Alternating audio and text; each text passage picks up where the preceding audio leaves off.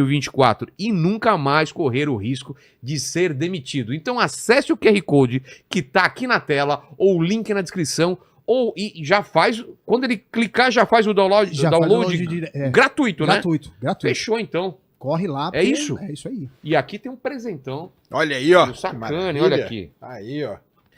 Cara, você trabalhou na Petrobras? Trabalhei, cara. Tinha concursado tô pensando lá? fazer concurso, cara, porque a gente tava falando aqui de ter o próprio negócio, tem uma vantagem, viu, de você fazer concurso. Você não é cancelado na internet. Verdade, não tem, Né? não tem essa possibilidade. Não corre esse risco aí, né? Que nós estamos... Vocês sabem o que eu tô falando. É. Tá aí, brigadão. Cara, trabalhei na Petrobras, eu trabalhei pra... Eu nunca trabalhei, eu nunca fui petroleiro, que a gente fala, né? Petroleiro é o cara que ele é concursado, né? Ele faz o concurso da Petrobras e entra lá. Mas eu sempre trabalhei em terceirizada, mas eu sempre trabalhei com os concursados, Tá. né? Com quem é petroleiro mesmo, que a gente diz, né? E é assim, é muito interessante, cara. Assim, vou falar da minha experiência com o petróleo em si, né?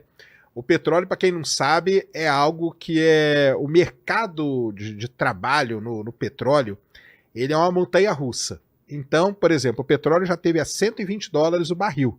Cara, que é um... Naquela crise lá que teve do petróleo, eu Isso, lembro bem. então, o barril chegou a $120, o petróleo estava em alta, cheio de emprego, tal, não sei o quê. Hoje o petróleo gira aí na casa dos 90, mas ele já teve muito mais baixo. Quando o petróleo cai, a primeira coisa que as empresas, né, que a gente é terceirizado, que não é concursado, que acontece, a gente é mandado embora. É isso que acontece. Isso aí é normal no ramo do petróleo. Corta a galera, pessoal, depois quando voltar, contrata todo mundo. A vantagem do pessoal que trabalha lá, por exemplo, na Petrobras, os petroleiros concursados, é que eles não passam por isso. Então o petróleo sobe e desce, cara, você continua lá fazendo o seu trabalho, você é geólogo, você é geofísico, você é engenheiro, o seu trabalho vai estar lá mantido do mesmo jeitinho, sem passar por toda essa perturbação aí que passa o mercado. E na minha área em si, né? Minha área, eu sou geofísico, mas eu tenho uma vantagem muito grande, cara. Eu formei com geofísica, então eu posso ser geofísico. Tá. Fiz mestrado em engenharia do petróleo, então eu sou engenheiro também, dependendo da situação. E meu doutorado é em geologia, então eu sou geólogo. Então, dependendo da onde eu estou, no meio que eu estou, eu posso xingar um ou outro. Você tem essa... Eu tenho essa capacidade. Mas o que eu ia dizer? Na área de geologia, de geofísica e na própria área de engenharia, quando você entra na Petrobras, você tem, por exemplo, às vezes você é um cara que quer trabalhar num campo, produzindo ali no dia a dia da produção de petróleo. Isso é um trabalho que existe. Você tem que fazer relatórios, tem que acompanhar a produção de poço, intervenções e ver o que está acontecendo.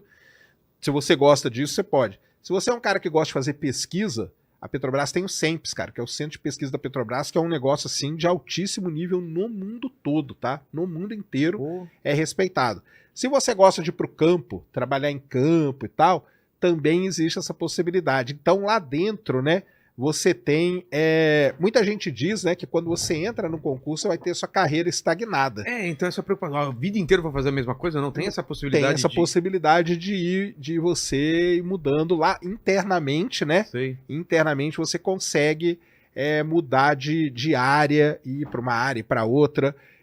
Ou se você gosta de uma parte gerencial, hoje, né, pro pessoal saber, existe um negócio que a gente chama carreira em Y. Sabe o que é carreira em Y?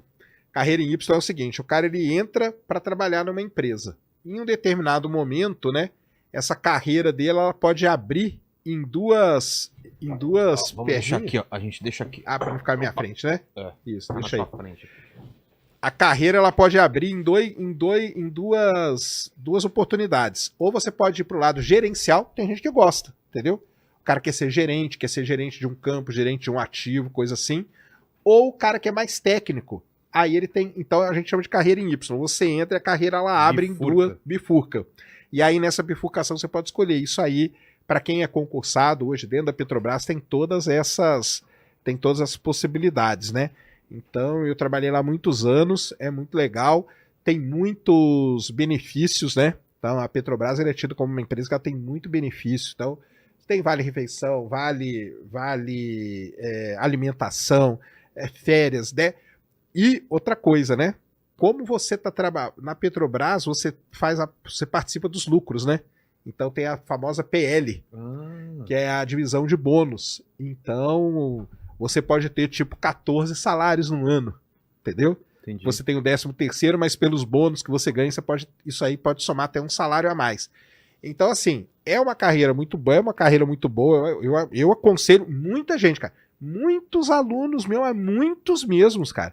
Eles fizeram concurso. Eu aconselho, cara, faça, entendeu?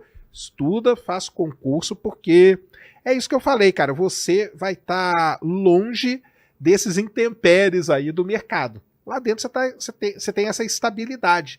A estabilidade você nunca vai ser mandado embora. A gente sabe que não é assim também. Você não pode fazer o que quiser e... Exatamente. eu não vou ser mandado embora. Não é assim. Mas o lance é você estar protegido das instabilidades, dessa perturbação toda.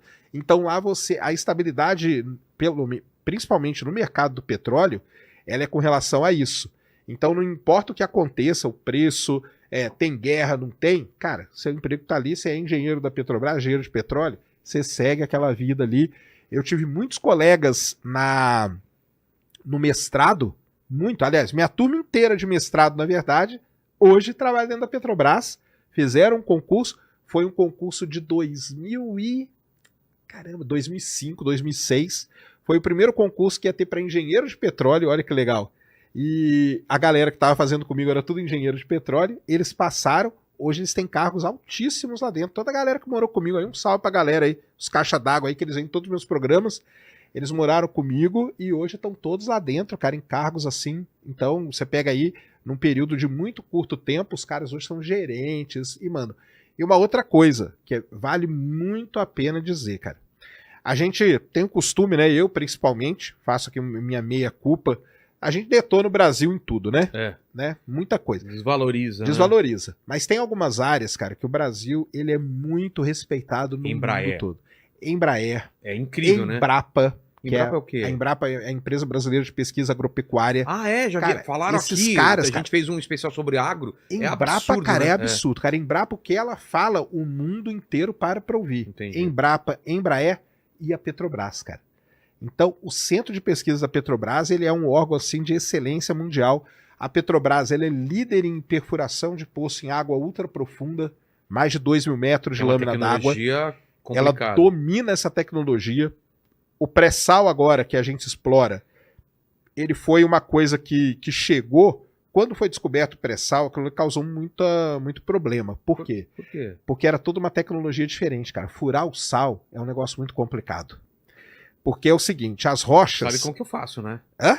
Sabe como que eu faço? Como que você faz? Palitinho de dente. Palitinho, você pega, né? Ó, o palitinho de dente... Mas aí eu vou te falar. E aí você coloca na batata. Mas aí que você tá abrindo um furinho ali. Mas você pega uma montanha de Por que sal... fala pré-sal? Então o que é esse... vamos explicar o que é o pré-sal. Tem alguma figura que ele pode colocar pra gente entender? Cara, se você procurar aí, procura aí. Geologia do pré-sal. Tá. Procura aí geologia do pré-sal. É até legal da gente falar, né, que o pré-sal quer dizer o quê? Que apareceu antes do sal em termos geológicos. Tá. O que acontece com a Bastão? Vamos explicar primeiro o que é isso, né? O que é esse sal aí, né? Cara, tem uma pergunta que eu fiz pro Sacani aqui sobre qualquer assunto que ele falou, não sei. Cara, eu tava pensando nisso agora, Cara, acho que não. Não, aparece. Não, nunca, Acho que velho. Falar sobre... Cara, vamos... Cara, pré-sal, astronomia... Mas isso aí eu tenho que saber, né, cara? Isso aí é meu trabalho. Se eu não souber isso, eu tô... O vulcão. Olha lá, ó. Tem imagem lá pra gente entender. Isso, essa tem imagem... oceano. Isso aí é muito legal. Camada pós-sal, camada de sal e pré-sal. Isso aí. Então o que acontece? A costa brasileira, principalmente Bacia de Campos e Bacia de Santos, ela tem uma característica muito importante, que é esse corpo de sal aí que você tá vendo, essa camada de sal. Normalmente não é uma camada assim, normalmente é uma montanha de sal que tem no meio, tá? E isso é um período da geologia, um período da história geológica, aconteceu essa deposição desse sal aí, beleza? Só que antes secou o oceano e ficou o sal? Todas essas camadas aí que Só vão pra aparecendo... entender, é parecido com o que eu vi lá no Atacama, que tem aqueles salares? Não sei se já viu. Aquilo lá, só que a 4 km de profundidade, 5 km de incrível, né? profundidade. Um lugar branquinho É que é isso aí. sal. É isso aí. Aquilo, falaram que tinha um oceano lá, secou. Então é aquilo que, com Exatamente. mais camada por cima. Exato, Pô, que porque legal. o que vai acontecendo? O oceano ele vai retraindo durante a história da Terra, né? Que Sei. não tem 6 mil anos, só pra gente deixar claro. Isso é bom falar. O oceano ele vai retraindo e subindo. Nessas retrações aqui, nesses momentos, você tem deposição. Então deposita uma coisa, depois o oceano sobe, outra camada vem por cima e vai pressionando. O oceano baixa o nível de novo, acontece outra deposição. E assim a Terra vai indo. Tá? O planeta Terra é dinâmico e vai acontecendo isso. Então o que acontece? A gente tem na história geológica um momento em que teve muita morte de micro-organismos. Esses micro-organismos eles formaram um tipo de rocha que é chamado de estromatólito. Esse é o nome que a gente dá para rocha. Então, sempre que tiver ito na palavra, é rocha. Então, o que é estromatólito? É a rocha do estrômato. Tá. O que é o estrômato? O estrômato é uma grande quantidade de micro-organismos mortos. Por exemplo, recife de coral. O coral ele é um organismo vivo. Quando ele morrer, a rocha que vai dar origem vai ser um estromatólito. Tá. Entendeu? Entendi. Então, essa rocha essa rocha, ela surgiu primeiro. Depois dessa rocha veio o sal por cima. Por isso que a gente chama de pré-sal. Ela surgiu antes porque se você olha essa figura, você vai falar, ué, como assim é pré? Se ela tá depois. Mas é na história geológica. Entendeu? Na geologia. Mas quanto mais antigo não tem que estar mais embaixo? Por isso, quanto mais antigo, mais embaixo. Então veio primeiro, então é isso, primeiro a camada pré-sal, depois o sal, depois as camadas pós-sal. Tá. O Brasil, durante muitos anos, desde a década de 70, ele explorou petróleo ali na camada pós-sal. Tá, entendi. Então todos os reservatórios da Bacia de Campos e tudo mais. Mas sabe uma história muito legal da Bacia de Campos? O primeiro poço da Bacia de Campos, se não me engano é 78, uma coisa assim, ele foi perfurado para chegar no pré-sal. Ele foi perfurado para chegar no pré-sal. Mas na hora que estavam perfurando, eles encontraram uma camada muito mais fácil de perfurar. E aí pararam ali e descobriram a grande reserva, que é a Bacia de Campos, depois a Bacia de Santos e tudo mais. E aí foram para. Aí todo mundo sempre falava: caramba, cara, tem que ter um reservatório embaixo desse sal. Embaixo desse sal tem que ter alguma coisa. E aí foi uma grande coisa que a Petrobras fez, cara. Então os geofísicos da Petrobras, os concursados, os petroleiros, eles trabalharam num método para enxergar o que está abaixo do sal. E isso é que é muito legal, cara. Como? Porque é o seguinte, como que a gente descobre petróleo? É. Vamos explicar pra galera. Eu passo um navio em cima do mar, ali no mar, eu passo um navio. Esse navio, ele puxa vários cabos. Nesse cabo eu tenho sensores. Cabo atrás dele que tá por dentro da cabo. água. Ele fica a 2, 3 metros de profundidade. Você Tá. vem arrastando aquele monte de cabo. Esses cabos têm sensores. E nesses sensores, e além dos sensores, esse navio ele leva uma bomba de ar. É isso, uma bomba de ar.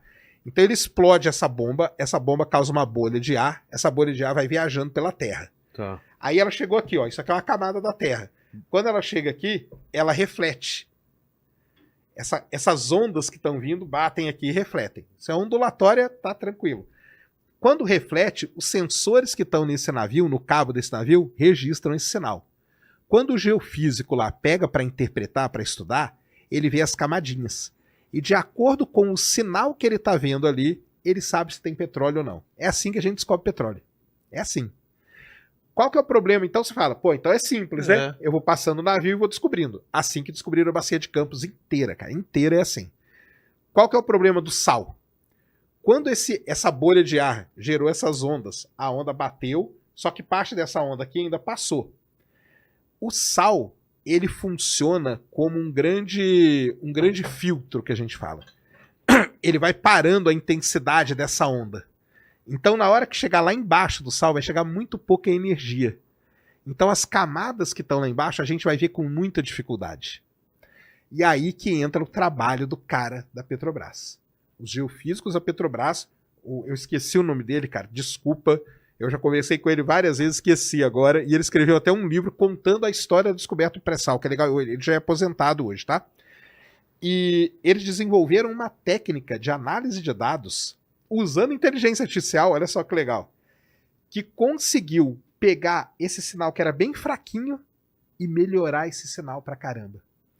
E aí, quando eles fizeram isso, apareceu ali o petróleo. E aí, quando você olha a imagem, é lindíssimo, que você tem a imagem, tem o sal, e embaixo você tem o petróleo ali depositado, as rochas, né? Mas Sacane, não tem outro método, sem ser esse de bater a bolha, não tem Não um tipo tem. de raio-x? Isso é como se fosse um raio-x. É tipo um raio-x. Isso é como se fosse um raio-x. Tá. Coloca aí, o Lene, pra gente, coloca assim, ó, seção sísmica pré-sal. Escreve aí que eu vou mostrar o que é a radiografia da Tá. Terra. Que a Como, gente como faz. aparece? Como aparece, como que a gente vê que ali tem O petróleo. cara tem que entender muito pra Tem que entender muito, cara. essas entender muito. micro-variações. E aí, por exemplo, falando de ser um cara concursado dentro da Petrobras, qual que é a grande vantagem também? A Petrobras ela tem muitos e muitos cursos de especialização. Então, o cara que entra como geólogo, ele vai fazer curso no mundo inteiro, cara. Então, é um profissional de altíssimo nível para poder descobrir aquilo ali, porque é muito difícil mesmo. Pré-sal, então, era muito difícil. E eles desenvolveram essa técnica aí para isso. E aí encontraram o tal do pré-sal. É maior, a bacia do pré-sal é maior do que tava em cima? Muito maior. Muito maior? Aí que foi o grande lance. Na hora que você faz a conta da reserva, que a gente chama de reserva, né? Reserva é a quantidade de petróleo que tem ali. A reserva do pré-sal, ela é, acho que é, aí, ó, é isso aí. Isso aí é a radiografia da Terra. Tá vendo? Isso é a radiografia da Terra. Lá em cima, ó, a primeira faixinha azul Sei. é o fundo do mar e depois vem as camadas. Pessoal, por que tá colorido assim? Porque já tá interpretado pelo geofísico, tá? Entendi. E aí, você tá vendo que tem uma montanha ali, ó? É. Aquela montanha de Aquela sal. montanha azul e azul escuro depois. Isso, aquela Tá. montanha de sal. Como que você sabe? Porque você tá vendo que não tem nada no meio? Sei. Quando não tem nada no meio é porque ali é um negócio que é homogêneo, praticamente homogêneo. Ali é sal. E tá vendo embaixo que aparece alguma coisinha? É. Aquela faixinha azul embaixo de tudo, aquilo ali é a camada de pré-sal. É ali que tá o O petróleo. petróleo tá lá. É isso aí. Então Isso, a gente que tem que chegar profundidade lá. a gente tá falando isso, Cara, mais ou menos? nós estamos falando, os reservatórios do pré-sal, eles giram em torno de 6 a 7 quilômetros de profundidade. Cara, a gente tá furando isso. Fura isso, a Petrobras fura isso. E aí, qual foi? Então, Mas isso contando a água ou... você tem uns 2 quilômetros de água, contando desde a superfície ali, né? Uns 2 quilômetros de água e depois o resto, uns 5 quilômetros do fundo do mar Entendi. até o reservatório, tá? Que Então, incrível isso, não, cara. isso aí é incrível, cara. Você vê uma imagem dessa aí, isso aí é a imagem isso aí eu vejo todo dia, cara. Isso aí é todo dia. Meu trabalho é ver isso aí. Eu vou dormir, eu fecho o olho, eu tô vendo isso aí. Mas numa resolução boa, Não, né? essa resolução aí já é uma das melhores que a gente tem. Isso aí Não fica melhor que isso? Não fica melhor. Nossa, cara. Não tem um coloridinho já? Não fica. Essa aí é um dado de alta... E aquela visão, não sei se é de cima... Aquilo ali porque o que acontece? À medida que você vai interpretando, que são essas linhas coloridas, o software que você usa vai montando aquele mapinha ali do como lado. se fosse visto de cima. Como se fosse visto de cima, para ter uma ideia pra de onde como que vai é. essa... Isso. Cara, que incrível. Exatamente. Ciência é incrível, né? É incrível demais, cara. E aí, qual que é o lance? O primeiro problema é você descobrir aquela linha azul lá embaixo de todas, que é você descobriu o petróleo. Descobriu. Aquilo podia não ter. Tem lugar que não vai ter isso. Então, poderia não ser petróleo. Aí, como que eu sei que é petróleo ou não? Poderia ser o quê, por exemplo? Poderia ser uma rocha cheia d'água. Água. Tá. Ou pode ser gás também. Qual a diferença? A diferença é que, dependendo do custo para perfurar um poço ali, o gás ele pode ser que ele não seja economicamente viável. Porque gás tem que ter muito. Como que eu sei isso antes de furar? Então, você está vendo que tem esses sinais todos que você está vendo aí, você está vendo que tem diferença. O sinal que você fala o quê? As ondinhas né? Você está vendo que tem uma que é mais fraca, uma que é mais forte e tal.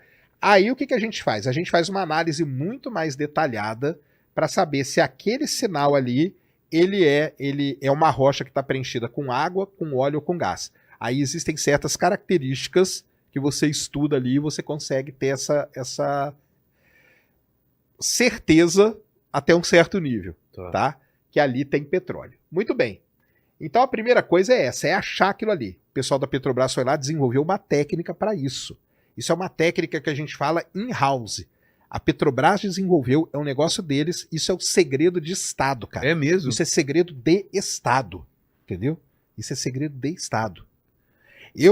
Deve ter também espionagem, o pessoal tentando descobrir isso, não tem não? Muita gente tenta. Eu trabalhei um tempo, cara. Analisando testemunhos do pé. O que é testemunho? Então o cara descobriu, nós vamos furar o primeiro poço ali. Quando fura o primeiro poço e tira as rochinhas, a gente chama de testemunho. Tá. Esse, para quem não sabe, galera, é um dos dados mais estratégicos do país. Tá? Porque é a partir dessa rochinha que eu vou calcular qual é o volume de petróleo que tem ali. E esse volume de petróleo vai ditar muitas coisas. Eu trabalhei um tempo analisando testemunhos do pré-sal, ali no Edise, que é o edifício sede da Petrobras. Trabalhava lá com 2 petroleiros do meu lado. A gente trabalhava de madrugada e tudo.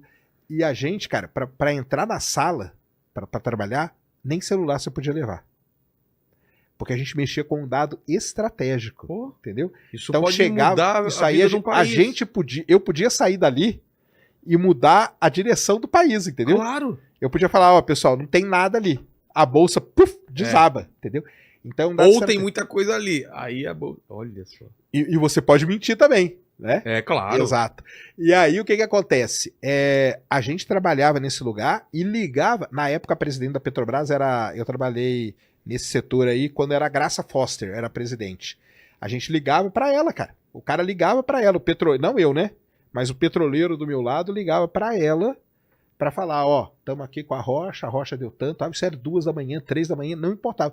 A Graça Foster foi uma presidente da Petrobras que a característica dela era ser workaholic. É. Então ela trabalhava, cara, se tiver alguma coisa 2, 3 da manhã, pode me chamar. Então, descobrimos o petróleo, beleza? Aí o pré-sal tem um outro grande problema, cara. Isso que você falou que é o, como chama, testemunho? Testemunho, é a rocha. É uma rochinha, é uma rocha desse tamanho assim, ó. E aí você analisa o que tem nela. Você analisa porque acontece o seguinte, até eu perfurar, se tem ou não petróleo é uma estimativa. É uma boa estimativa?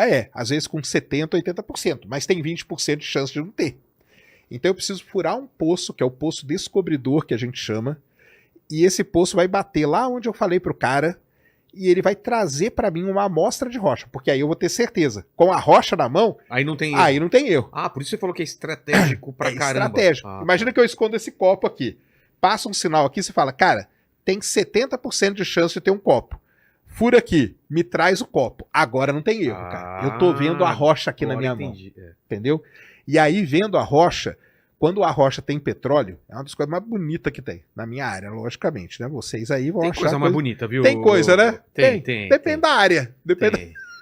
Mas na geologia de petróleo, quando você pega uma rocha que tá com petróleo, é muito lindo, cara. Como que é? Porque você vê o petróleo nela, cara. E como que é visualmente? É escuro? Pretão, é escurão, cara. Você tem a rocha em cima branquinha, a outra aqui branquinha, e os poros da rocha todos cheios de óleo. Putz. E aí na hora que você bate nisso, é tipo fala, um soufflé com... É tipo um soufflézão. É um soufflé, na verdade. É? Exatamente. Ele é aerado. Aerado, cheio de óleo dentro.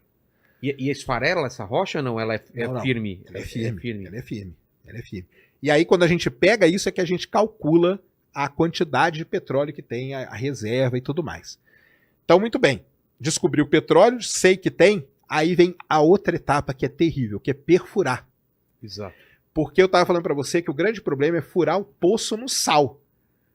Porque naquela rocha de cima, você tá vendo que tem um monte de camadinha? Dá para ver, né? Dá. Uma então é tranquilo, cara. O que acontece isso? É como se você colocasse um prego numa parede.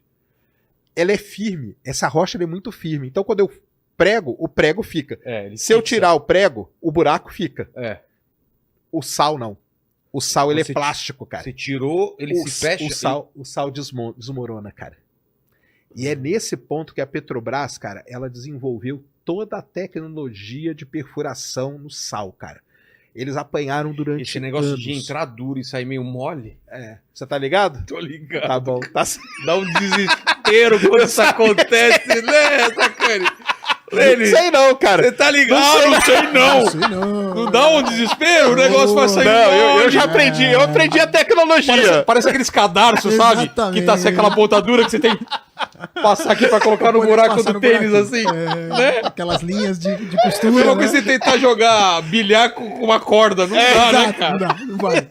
Não tá duro nem mole, tá al dente, né? Sabe aquele macarrão al dente. Tá duro? Não tá, mas também não tá mole. Não tá Você mal passado, né? E às vezes é pior, né? É pior ao dente, né? Pô, porque um você desiste, o outro você tá bem. O al dente você fica naquela. Eu não vou. É isso mesmo. Então, E a tecnologia que os caras inventaram é pra... Por que... Mas tudo bem, não tem problema de você colocar... Porque tem que colocar e tirar e aí... Então, tem... porque aí o que acontece? Eles tiveram que desenvolver um negócio que a gente... Porque eu imaginei que quando entrou, tira toda a reserva e só levanta... Não é não? assim não. Você vai furando o poço, né? O poço vai atravessando as rochas. Normalmente, nas camadas pós-sal, a gente tira aquela broca, depois desce um negócio que vai cimentar o poço, que a gente Em chama. volta, assim? É, em volta. Pra não desmoronar. Para não desmoronar. Agora o sal, a Petrobras teve que desenvolver uma técnica que é de cimentação enquanto ela perfura. Cara... Então ela tinha que vir perfurando e cimentando. Porque na hora Ao que ela mesmo tirasse tempo. ao mesmo tempo, Porque senão ela tira e já colapsa. Colapsa, vai desabando. Cara, que treta! Treta, cara. Foram anos, cara. Anos. Um poço no pré-sal, cara, era um negócio caríssimo, caríssimo. Por isso que o pré-sal no começo, não sei se você vai lembrar das reportagens, Eu o pessoal lembro. falava assim, descobrimos o pré-sal, mas hoje não vale a pena Inviável. explorar. É A inviável. grana pra explorar não compensava, Não compensava, o tamanho da reserva. Porque um poço era muito caro.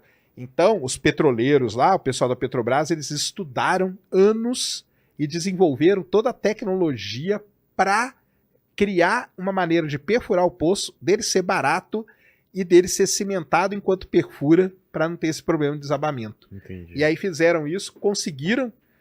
Hoje a gente explora aí o pré-sal. Na verdade, mais de 50% do petróleo do Brasil hoje vem do pré-sal, entendeu? Então é um negócio muito interessante que a Petrobras conseguiu fazer, cara. Graças a essa galera aí que estudou lá, né? Então a Petrobras tem essa vantagem muito grande de você estar lá dentro, que é essa, cara. Que você, primeiro, para quem gosta, você vai trabalhar com tecnologias de ponta, entendeu? Isso aí é tecnologia de ponta, cara. Isso é quase coisa espacial. Só que é pro fundo da Terra, é no mesmo nível. Então você vai trabalhar com tecnologia de ponta, você vai ter as melhores formações que você tem, porque para chegar nesse resultado aí, esse pessoal estudou muito fora do país, e veio muito intercâmbio com gente de fora, gente daqui e tal, entendeu? Porque o pré-sal... Sérgio, existe só pressão? Desculpa se foi idiota a Vai pergunta, lá. mas é só no mar ou debaixo da terra, no continente pode ter pré-sal? Pode ter. Sabe a Arábia Saudita? Sei. É pré-sal. E é muito profundo também? Não. Aí é que é a vantagem da Arábia Saudita. Que o deles é rasinho, cara. O deles, você cavou o jardim da sua casa, achou Já petróleo. tá O pré-sal brasileiro é exatamente o mesmo da Arábia Saudita. Só que aqui a camada tá a 7 km. Lá a camada tá quase aflorando. Na verdade, lá você anda e vê aquela rocha que eu falei, estromatólito, você vê a rocha. Aqui a gente não vê. Exposta. Nossa. Exposta. Então, você fura um pouquinho ali, já achou. Essa é a grande vantagem da Arábia Saudita. Então isso aí é muito legal, cara. Isso aí é a história do pré-sal brasileiro. Hoje está muito desenvolvido, hoje está produzindo tal. Aí tem que olhar aí a produção ultimamente, eu não tenho visto, mas deve estar com mais de 52%, deve estar com 52%, 53% vem do pré-sal hoje. O resto ainda é da Bacia de Campos, Bacia de Santos, né? Aí tem toda a divisão aí do petróleo brasileiro. Mas é muito legal e toda a tecnologia que os caras desenvolveram para chegar, para descobrir foi uma e para perfurar que foi outra. Então foram grandes avanços aí que a gente teve nesses últimos anos, viu? Entendi. Foi muito legal. O lance, cara, é engraçado porque todo mundo acha que sabe de onde vem o petróleo, mas na verdade eu quero saber essa treta aí. O pessoal fala de dinossauro, fala de fóssil. Cara, como se forma o petróleo, assim? Uma explicação bem pra leigo, assim. Vamos lá.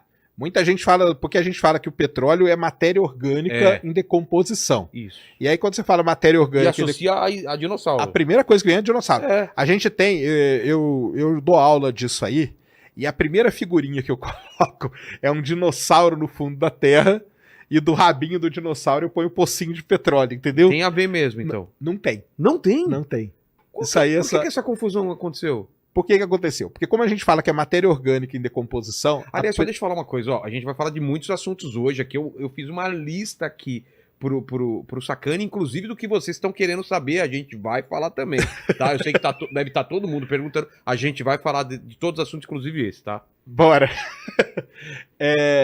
Não é dinossauro, tá? Mas a confusão que vem é porque matéria orgânica em decomposição e antiga, o pessoal associa com dinossauro. O que é, então? Basicamente é plâncton e fitoplâncton. E o lance fóssil, a palavra fóssil, quer dizer o quê? É, por causa fóssil. disso. O plâncton é uma plantinha, né, cara? Uma planta uma microfolhinha. Mas não tem de animais também? Ou é pouco? Mas é muito pouco, cara. Porque você tem que imaginar o seguinte: pega o oceano, tá? O oceano inteiro, toda essa camada aqui de oceano, 2.000 metros de água, tudo isso aqui é repleto de plâncton e fitoplâncton. Você tem muito mais, o volume é gigantesco. Comparado ao animal... Animal não é nada. É exatamente isso. Que decepcionante. É isso aí. Então o que acontece? Lembra que eu falei que o oceano seca e volta e tal? Quando o oceano retrai, esse plâncton e fitoplâncton deposita. É matéria orgânica. Quando vem uma outra camada aqui por cima, ela tampa essa camada de matéria orgânica. É como se você estivesse colocando isso num forno. Entendeu? Tanto que o termo que a gente usa no petróleo é de cozinhar. O petróleo já está cozido. Mas eu consigo fazer com coisa atual hoje? Não acelerar consegue. o processo para virar petróleo? Por quê? Porque isso aí são milhões de anos, cara. Então, mas eu não consigo Não. quimicamente... O que você faz até o Weber ele faz isso. Fez O quê? isso já. Ele já fez petróleo em laboratório. Com o quê? É sintético, né? É sintético. Mas é a mesma... Cara, são matérias orgânicas ali que você faz um processo relativamente rápido, mas não chega, você não consegue produzir muito, você produz um pouquinho para estudos, né? O que a natureza faz que vira petróleo? É o forno? É isso o que calor? eu tô falando. É a camada, isso aí, é o calor e a pressão. Ah, a pressão também tem a ver. Isso aí. Então, por exemplo, se cozinhar demais o petróleo, ele vira gás. Ah, entendeu? Se fica... Tá. Se cozinhar demais, é igual a comida. Imagina que você pega água, né? Você põe numa negócio. Você quer ferver a água. Se você deixar ali fervendo o tempo todo, vai evapora evaporando. Tudo. O petróleo é exatamente a mesma coisa. Ah, que legal. Dá pra entender legal isso agora. Se ele cozinhar demais, ele vira gás. Não é de todo ruim. Só que aí o gás precisa ter uma quantidade muito maior para virar economicamente viável. Entendi. O lance é você achar o ponto ideal aonde está o petróleo, aonde ele teve as condições de pressão e temperatura para ele ficar no estado de liquefeito. Ou é gás, ou é petróleo, ou ainda tem uma terceira Ou é gás ou é óleo, né? Só isso. aí. Caramba. Essas duas. Ou não tem, porque ele pode ter sumido também. Por que essa cor escura? Cara, a cor escura vem da matéria orgânica. É? A matéria orgânica decomposta. Rio também, quando tem muito... O Rio Negro lá na Amazônia, ele é escuro por causa da decomposição, né? Decomposição de matéria orgânica. Isso aí. E aí você tem qualidades de petróleo, tá? O petróleo da Bacia de Campos, ele é horrível. Horrível. O da Bacia de Campos. Porque a condição dele geológica faz com que ele fique muito viscoso. Ele é quase um asfalto, cara. Caramba. Ele é quase, quando sai o petróleo ali, sai como se fosse um asfalto. Entendi. O petróleo do pré-sal é maravilhoso, cara. Ele é líquido e tal. Essa diferença de petróleo vai da camada, mas vai onde ele tá. Vai dar o preço dele também? Vai dar o preço dele. Aí pode chegar nisso. Só para completar, o petróleo da Amazônia, ele é amarelado. Amarelado. Isso é bom ou é ruim? É ótimo. Ele é quase uma gasolina. Ah, tá. Já tá quase refinado. Quase refinado. A lenda que corre lá, por conta do lugar onde ele tá. Que doideira. A lenda que corre na Amazônia é o seguinte, você pode pegar o petróleo da Amazônia e pôr no carro que o carro sai andando, cara. Olha. Entendeu? Porque por causa das condições por causa das condições. E aí, o que você estava falando é o que define não só o preço, mas todo o problema que a gente tem. Quando você tira o petróleo, você tem que refinar ele, para transformar ele em óleo diesel, gasolina e todos os produtos do petróleo derivados. O Brasil não tem... Aí eu sei que o pessoal vai encher o saco, mas já vou explicar. Calma aí, não me xinga não. Já estão me xingando muito esses dias. Eu tô acompanhando. Já estão me xingando muito. Não me xinga ainda não. O Brasil não tem refinaria para refinar óleo pesado, que é o óleo da Bacia de Campos. Ah, mas e Abreu de Lima? Porque tem lá a refinaria de Abreu de Lima, lá no Nordeste. Tem a refinaria de Abreu de Lima. A refinaria de Abreu de Lima é uma refinaria que teria várias plantas de refino. Ia ter um lugar para refinar óleo leve e um lugar para refinar óleo pesado. A de óleo pesado não ficou pronta. Por isso que, na época, o Brasil fez o quê? Comprou Passadina. Por quê? Passadina era uma refinaria especializada em refino de óleo pesado. Entendeu? Foi uma burrice, pá, não sei o quê? Depende do ponto de vista, cara. Talvez não tenha sido, porque você já compra uma refinaria que já está pronta. Beleza. É muito caro. É caro fazer uma refinaria. É muito caro. O problema, a gente sabe os problemas aí que deram depois de tudo isso e tal. Abreu de Lima também entrou nesse problema todo. Então o que o Brasil faz? A gente vende o petróleo da Bacia de Campos, que é o petróleo cru, para países que refinam. E a gente compra o petróleo refinado. E a gente se ferra nessa troca, né? Então aí vai depender, cara. Porque ele vem caro, bem caro. Então, mas aí depende. Aí olha o que acontece. Se o preço do petróleo tá alto, quando a gente fala o preço do petróleo, não é do petróleo refinado, é o cru. Não, é o cru. Cru? É o cru. É o barril de petróleo. Quanto que tá um barril de petróleo hoje? $90. A gente tá vendendo barris de petróleo para lá e comprando um petróleo já refinado. O preço final. Ao preço final. Tá. Então, quando a gente vende, se o preço tá alto, é bom pra gente. Entendeu? Entendi. E aí, porque aí a gente, nesse vai e volta, a gente acaba ganhando. Por isso, galera, que é o seguinte, o preço da gasolina é a coisa mais complicada do mundo de se definir. Eu acho que no Brasil devem ter 2 ou 3 pessoas que sabem exatamente como é calculado o preço final da gasolina. Preço de combustível. O pessoal mete o pau no preço de combustível. Você, eu, Vilé, ninguém não aqui... Tem condição de saber. A gente não tem condição de saber. Porque são vários fatores. Você falar, o preço do barril tá tanto, então deveria custar. Não é assim. Não é assim. Não é algo direto, não é algo simples. Depende de tem um acordo meio de cavalheiros entre todas essas empresas, porque a Shell produz petróleo no Brasil, a Petrobras produz petróleo nos Estados Unidos, entendeu? A Equinor, que é a norueguesa, produz petróleo aqui. A Petrobras tem acordo com a Equinor. Então existe um acordo entre essas empresas, existe toda a variação do preço, existe a cotação do dólar internacional. Cara, então a equação, já me falaram uma vez que essa equação tem pelo menos uns 15 termos para serem definidos. Isso gente lá de dentro que conhece.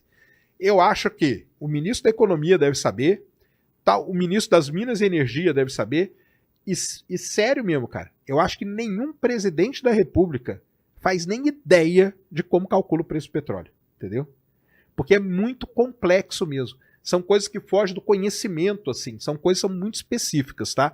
Então, antes de você meter o pau em quem está calculando o preço subiu o petróleo, mas a gasolina não baixou. Por quê? Porque não é uma coisa direta, cara. Não é uma relação direta. Então, isso é bom deixar claro pro pessoal. Uma bacia nova e nem assim bateu. A gente tá produzindo mais e não tá baixando o preço. A gente tá em autossuficiência, tal, não sei o quê. Nós somos autossuficientes. Se você contabilizar o quanto a gente produz por dia e o quanto a gente gasta, nós somos. O problema é que boa parte do que a gente produz é vendido, que é esse petróleo da Bacia de Campos, para a gente comprar o petróleo refinado para poder usar, porque nós não temos uma refinaria que refine óleo pesado. Por isso que o pré-sal é uma boa. Pra dar o Neymar, mais o Gabigol, mais uma meia dúzia. E o Yuri. O Yuri Alberto. Yuri. E pega uma refinaria. Então, ainda sobra uma graninha. Sobra uma grana ainda, hein? Um cachorro quente. Então essa aí é a história do petróleo, cara. É legal pra caramba, entendeu? Você aí que tá em dúvida, cara, estude petróleo, que você vai gostar pra caramba, é legal demais, entendeu? E tem várias vertentes, tem a parte... E aí tem uma outra complicação no estudo do petróleo. Porque são áreas... A gente fala que o petróleo é uma disciplina multidisciplinar. Tanto que na Unicamp existe um lugar chamado CEPETRO, que é o Centro de Estudo do Petróleo, Centro de Pesquisa de Petróleo, aonde você tem engenheiros, geólogos e o pessoal de programação, todos eles trabalhando juntos ali para resolver toda essa confusão que é o petróleo. A gente pode, antes de ir para outro assunto, falar inclusive de novas matrizes, né? A gente tem aí... Cara, você não acha que tá indo rápido pra caramba os veículos elétricos aqui no Brasil? Eu imaginei que ia demorar muito mais tempo, né? Tá vindo com uma força, um monte de empresa e tal. Tá dando uma, né? Agora tá a chinesa aí, né? E tem umas empresas fazendo uma coisa diferente que eu achei interessante. Eu não sei se funcionaria aqui no Brasil. Em vez de você parar e perder aquele tempo carregando, você chega no lugar e eles trocam a bateria e coloca já outra. Trocam direto? Olha que maneiro. Ideia boa, né? É tipo, boa. É o tempo só de pá e coloca outra. E aí você vai usando sempre... Porque, sei lá, o carregamento mais rápido não é menos do que 40 ou 30 minutos, eu acho. O lance do carro elétrico tá vindo com força, né? A chinesa aí, né? Aqui em São Paulo tem muito táxi dela, né? Da BYD lá. Não, e vai entrar outra chinesa ano que vem pesada, aí me falaram. Isso aí é legal demais. Eu tive lá com o Rubinho, Barrichello. Eu fui com o Rubinho Barrichello lá no Velocitar, vamos lá no canal, no Acelerados. Já tá lá? Já tá lá. O que é? Eu fui fazer a volta rápida com ele. Tá. E foi não o dia- correndo. Correndo de carro. Ah, tá. Eu falei, o Sérgio agora é velocista também? Tá treinando, tá correndo. Correndo de facilitado. carro. Correndo de carro. Ah, tá. É. O Rubinho a pé e ele de carro. Chupa, Rubinho, vem cá. Com qual carro vocês foram? Então, nós fizemos, foi legal pra caramba. Porque Tem foi, foto, será disso, pra colocar aqui? Vê se você acha Pega aí. aí, tem sim. Nós fizemos o desafio dos elétricos. Olha que legal. Pô. Então foi um Tesla, uma Nossa! BMW e um BYD. Você andou nos três? Eu andei só no Tesla com ele, cara. E aí? Quase morri do coração, cara. Por quê? Quanto ele chegou? Cara, eu não lembro direito, não. Chegou a mais de 200, eu acho. Mas você sabe pra qual que é o quê, né? lance? Você sabe qual que é o lance do carro elétrico? Não. Você não sabe qual que é. Ah, apertou, ele vai. Exatamente. Não é? É instantâneo. Cara, não, tem- você... não perde, cara. É isso. Agora imagina o Rubinho. É. A minha sensação foi igual aqueles Segunda- desenhos animados, É. cara. Que vai o corpo e depois vem a alma, bate assim. Tô ligado. Cara, foi muito foda, E eles cara. demoram pra frear na curva, né? Demora, Você cara. fala, freia, freia. É. Aí fala, calma, tá tudo sob controle. E tem umas coisas muito legais que aconteceram, que até o Rubinho falou lá no vídeo, ele fala. Olha lá eu lá dentro do carro, quase morrendo. No Tesla? No Tesla. Que no legal. Tesla com o Rubinho, cara. Lá no Velocitar. Aí o que que acontece? Não tem o barulho, cara. O Rubinho falou, É, cara, o barulho o ronco, é foda, né? cara. Aí não Como tem. que é o barulho? Ele fala, é o barulho de enceradeira, né? Que barulho de... É um negócio altamente tecnológico com barulho. Mas você sabe que tem carro pro pessoal que gosta de ronco é elétrico e eles colocam Os caras som colocam o som. artificial. É. Ah, então. Então, mas o que eu até perguntei pro Rubinho, né? Porque eu falei assim, cara, pelo barulho, você sabe muita coisa do carro, né? É. E ele falou, é verdade. E esse aqui, cara, não dá pra saber. Então tem essa coisa. Mas olha só que... O carro da minha mulher é elétrico. Ah, Quando ele. Porque você imagina, o carro tá parado. Você começa a movimentar. Quando é um carro normal, se tem criança, tem gente atrás, opa, tem um carro se movimentando, você fica esperto. Agora, um carro que não faz barulho, sabe o que ele faz? Ele toca uma música clássica no começo, assim. Ele começou assim, olha sei só, lá, cara. 8 quilômetros. Bem devagarinho, ele já começa a tocar uma música elétrica, uma música clássica, meio Pra você alta. saber que o carro Pra tá galera ligado. saber, tem um carro se movimentando. Olha que louco. Olha Porque é zero barulho É pra quem zero, tá de cara. fora. É zero barulho. É muito E- estranho, cara. E eu acompanhando a volta dele depois, você não ouve também. Aquele barulho é barulho de enceradeira É. mesmo, cara. É um negócio Que legal. interessante. Agora, olha só que legal que aconteceu. Depois que eu andei com ele no Tesla, ele anda no Tesla, ele andou na BMW, ele andou no BYD, no Tá. chinês. Cara, o carro chinês, ele tem uma inteligência artificial muito foda, cara. Eu acho Que que faz está no o quê? vídeo. O Rubinho pilota como piloto. Certo. Piloto de corrida.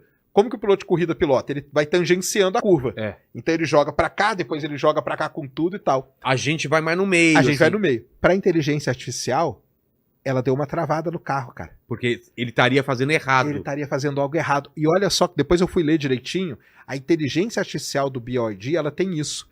Porque, por exemplo, imagina que você tá bêbado. É. Você começa a andar assim com o carro. Ela vai lá e trava. Imagina que você dormiu no volante e o carro tá desgovernado. O jeito dele pilotar no circuito Tava a- dizendo pra inteligência que artificial ele tava tava mal. desgovernado. O meu, quando eu fico muito assim, tipo, você começa a sambar um pouco, ele fala assim, hora de tomar um café, aparece uma vizinha, assim, toma um Ai, tá café e vendo? descansa. Então esse Ele negócio, fala, não, é só um motorista ruim mesmo dirigindo. você fala com ele, né? Fala com a inteligência. Sou eu. É. Então, foi um negócio legal pra caramba, cara. Interessante. E nós conversamos bastante sobre carro elétrico, né? O que eles acham tá vindo. sobre isso? Cara, não, ele acha que é a melhor coisa que tem, cara. Eles acreditam que um dia vai ter Fórmula 1 elétrica ou não? Mas já tem, né? Aquela Fórmula E, não é? Aquela Tem? Fórmula E não é elétrica? É mesmo? É, tem a Fórmula E. Cara. Já tem a Fórmula E, Mas aí a grande graça de ser... que é o barulho. Não tem, né? É um barulho diferente. Que legal. E eles fizeram também o desafio das caminhonetes elétricas, cara. As caminhonetonas. Tem a Rivian, aquelas coisas gigantes, cara. As Cara, vou caminhonetonas. ver esse canal aí. Linda, cara. Linda, linda, linda. Agora, o lance todo que a gente conversou lá são os pontos de recarga no Brasil, né? Esse é onde Isso aí. estrangula um pouco ainda. Isso aí precisava. O carro da minha mulher tem 280 quilômetros de autonomia. Então, assim, vou pra Santos e beleza.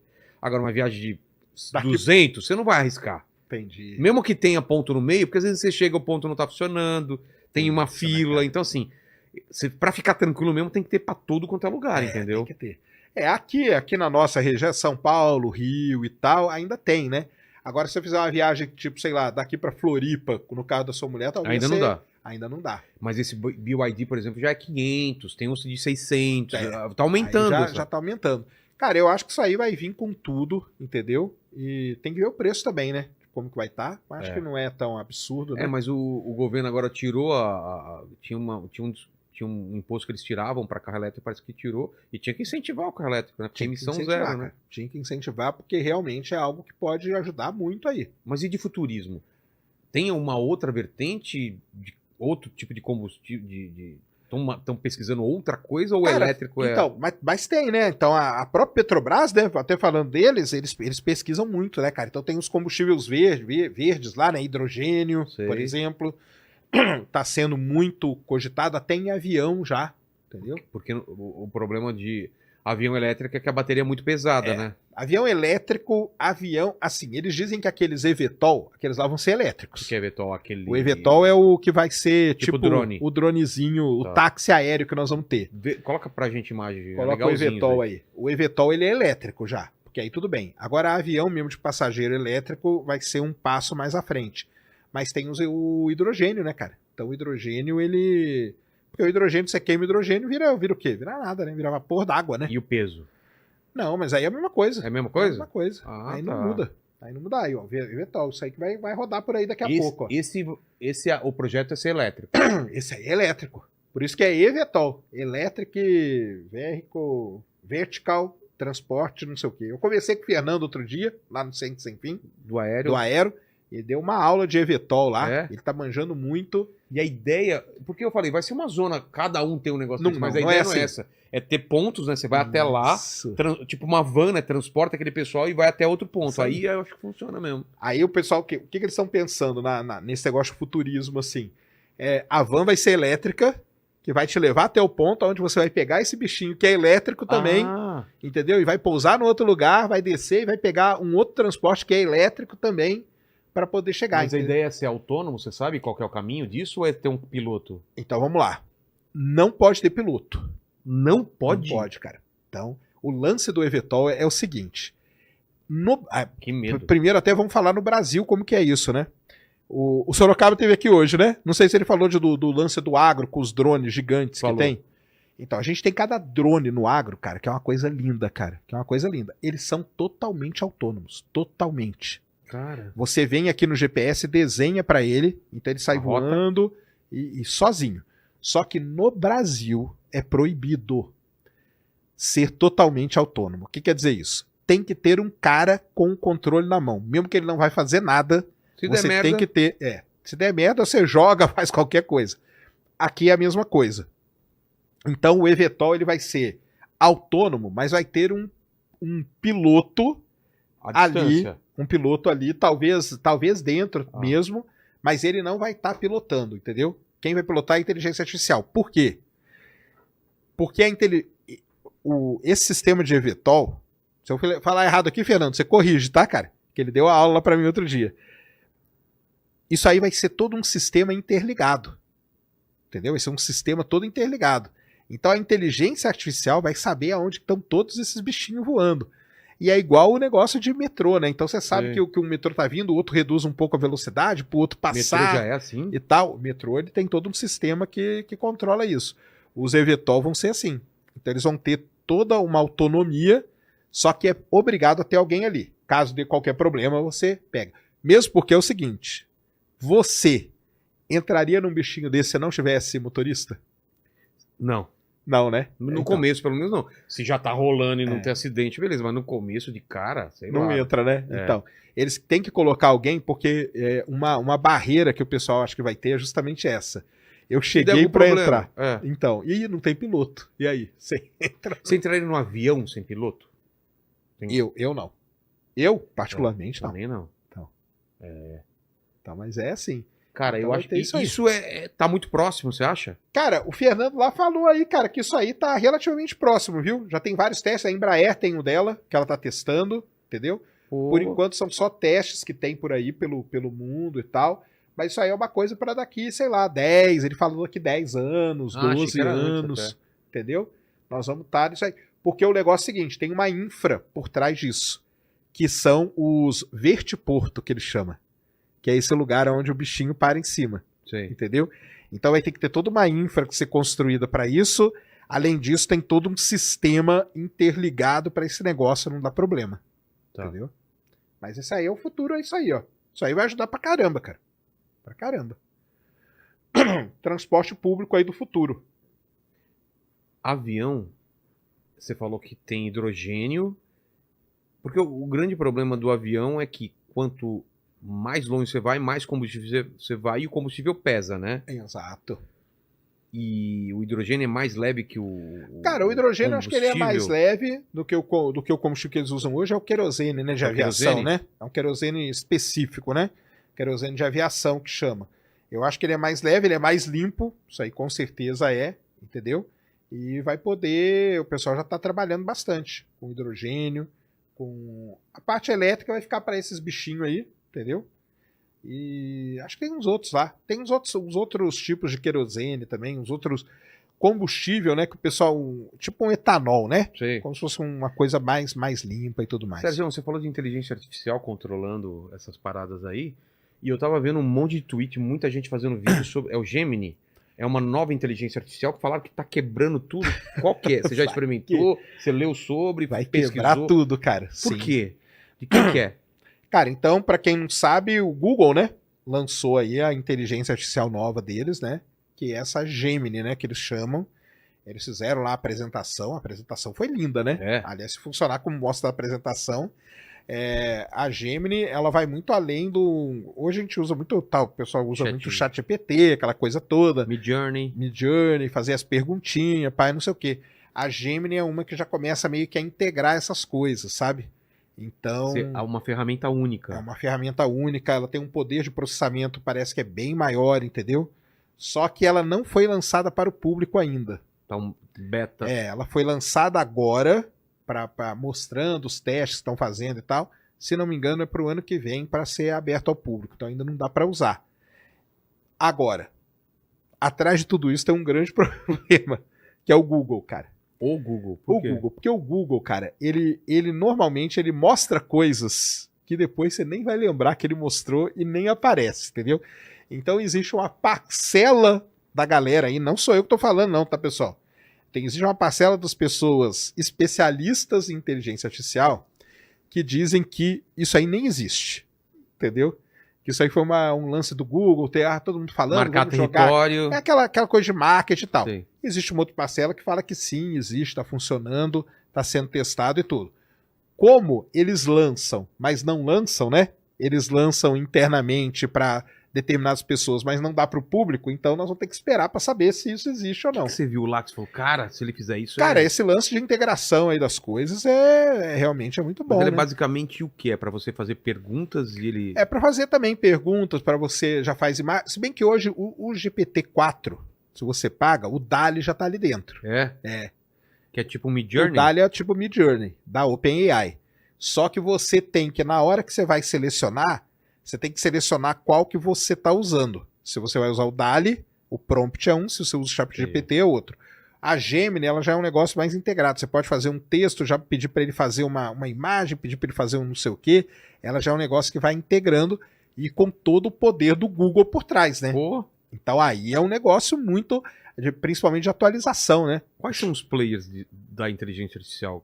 Google, Hoje é a OpenAI, OpenAI. né? Que é a Microsoft ali, né? o nosso amigo Elon Musk, agora o Twitter, ele tá com a Grok, que chama. Grok. Que é a inteligência artificial que ele criou. Mas também ela tá em teste e tal. Ele posta de vez em quando umas coisinhas, né? Então, tem uma empresa muito famosa chamada DeepMind. A Meta tá com alguma? DeepMind. A Meta, cara, o Facebook, se eu não me engano, acho que não, né?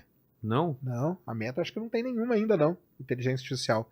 Mas são isso aí, é Google, Microsoft, né? Que a OpenAI tá lá dentro, a DeepMind, que corre ali também. São esses caras aí. A OpenAI, AI. ele já era conhecido ou eles tipo apareceram... Cara, a do nada? OpenAI, que é a do Sam Altman lá, né? que eu não sei se você viu, que ele foi mandado embora. Não. Sabe aquele lance que você tava falando no começo? Eu ia até falar. É de você abrir seu próprio negócio Então, e mandar embora. ele abriu o Jobs. O Steve Jobs Jobs foi aconteceu. mandado embora da Apple, cara. Exatamente aconteceu com o Sam Altman há 4 semanas atrás. Cara, O Sam Altman, criador da OpenAI, dono dela, ele criou. O Sam Altman tem uma história muito legal. Ele um cara que estudou em Stanford, só que ele não terminou a faculdade, entendeu? Aí ele abriu a empresa, a OpenAI e tal. Eu vi umas aulas dele, cara, tipo há 12, 15 anos atrás. O moleque manja pra caramba mesmo. O cara é muito foda. O cara é foda, entendeu? E ele foi demitido pelo board da OpenAI. Pô, E aí a galera ficou revoltada, contrataram ele de volta. claro, né? O Então, cara que tipo, queria parar. em 3 dias, cara, ele foi mandado embora e voltou. Virou uma novela. A gente acompanhou essa novela aí pelo Twitter, entendeu? Foi legal pra caramba. Porque o Sam Altman hoje, pra galera entender, ele é um cara que tá meio guiando o mundo, cara. Ele é o cara que guia o mundo. Na inteligência artificial. Como a inteligência artificial que tá mandando em tudo, ele é um cara que tá guiando. Guiando no seguinte sentido. Ele diz pra que lado que a gente tem que ir. Entendeu? Se vai dar certo ou não, nós vamos ver. Mas, ó, o caminho é esse aqui, galera. É. E aí vai todo mundo atrás dele. Entendeu? E aí a galera segue o que ele fala. Ele é o cara que tá. Ele é o cara que tem a visão. Ele é o cara que tá na frente dessa história toda. Entendi. Então ele é um cara muito importante. Quando ele foi demitido da OpenAI, isso aí foi caramba, e agora? Entendeu? Nós vamos ficar perdidos e tal. Aí Deve ter recontrataram. caído o valor das ações. Então, ele tem aquele negócio que a OpenAI é uma empresa non-profit, né? Ah, não? É. Mas aí ele é agregado junto com a Microsoft, ela vira Pro. Aí tem aqueles rolos lá nos Estados Unidos, que é só lá, que acho que nem lá eles entendem como funciona, entendeu? Mas o Sam Altman é esse cara aí que ele dita mais ou menos o rumo para onde as coisas têm que ir, cara. Então, tudo que acontece com ele, sigam o pessoal que fala dele, porque o que esse cara fala é o que... Mas vai ser assunto ainda pelos próximos anos a inteligência artificial, você não acha, não? Lógico, Porque a gente vai ver muito salto, um brigando por outro. Porque a concorrência vai fazer eles também se mexerem, Claro. né? Claro. Não, e agora nós já estamos vivendo uma revolução. Uma revolução. Já estamos. Porque eles estão criando um negócio, cara, que é o famoso K-Star. Não sei se já ouviu falar Não. no K-Star. Não. Então, dizem até que isso é o motivo dele ter sido mandado embora da própria empresa. Por quê? A inteligência artificial, cara, como que ela funciona? Ela funciona você ensinando a máquina, tá? Então, o ChatGPT, ele é uma coisa muito interessante, cara. Você, não sei se o pessoal sabe como funciona o ChatGPT, é o seguinte, quantos mundiais, eu sei para desse exemplo, né? Quantos mundiais tem o Palmeiras? Quando ele pega essa frase que eu escrevi para ele lá dentro da cabeça dele, ele aplica um negócio que a gente chama Transformers, que é basicamente transformar o texto que eu dei em vetores, em uma coisa matemática, Tá. para poder fazer conta. Porque, no fundo, toda a inteligência artificial que está rodando atrás dela são métodos de estatística. Eu consigo fazer conta com palavra? Não consigo. Não. Então eu transformo palavra em vetor, que a gente chama, e desse vetor eu consigo fazer conta. A partir dessa conta, que é uma rede neural, eu consigo estabelecer probabilidades e com essas probabilidades eu gero a resposta final. É assim que E funciona. é uma palavra após a outra. É uma palavra após a outra. Nossa. É assim que ele funciona. Uma palavra após a Uma outra. palavra com a possibilidade da próxima ser 90? É essa. E ele vai fazendo isso. Exatamente. Cara. É assim que funciona. É assim. Isso por quê? Porque ele transformou tudo isso em vetor. E eu vou ensinando para ele. Não tem 2 não, cara. Tem um só. Aí ele adquiriu aquela informação, tal, não sei o quê. E assim vai indo. É assim que funcionam todas elas. Existe um tipo de isso aí a gente chama de aprendizado de máquina dentro dessa coisa toda. Existe um aprendizado... Machine learning. Machine learning. É. Existe uma técnica de machine learning que ela não é aprendizado supervisionado, que é essa aí que você está supervisionando, você está ensinando para a máquina. Existe uma que é o aprendizado por reforço, que a gente chama. E o que quer dizer isso?